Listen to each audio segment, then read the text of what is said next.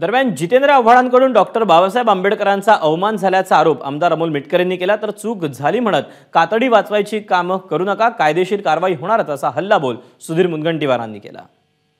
स्टंटबाजीच्या नादात डॉक्टर जितेंद्र आव्हाड यांनी महाड येथे आंदोलनामध्ये विश्वरत्न डॉक्टर बाबासाहेब आंबेडकरांचे फोटो फाडले, ही फार मोठी चूक आहे। या घटनेचा प्रथमतः मी निषेध व्यक्त करतो आणि ज्या आव्हाडांनी परमपूज्य बाबासाहेबांच्या प्रतिमेला फाडून हा राष्ट्राचा संविधान त्याबद्दल त्यांच्यावर देशद्रोहाचा गुन्हा दाखल झाला पाहिजे। आणि जर आव्हाडांनी 24 तासाच्या आत माफी मागितली नाही किंवा महाडलाच बाबासाहेबांच्या बुटावर नाक घासून तिथं प्रायश्चित्त केलं नाही तर संपूर्ण महाराष्ट्रभर तीव्र आंदोलन छेडण्यात येईल। कारण हा अपमान कोणा एका समाजाचा नाही तर हा अपमान देशाचा अपमान आहे। अपमान करण्यासाठी आम्ही पुढे येतो आहे,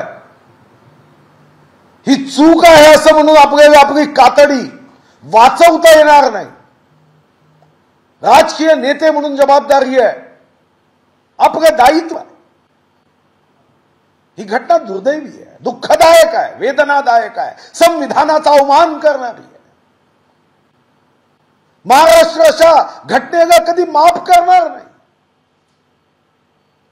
आणि यासाठी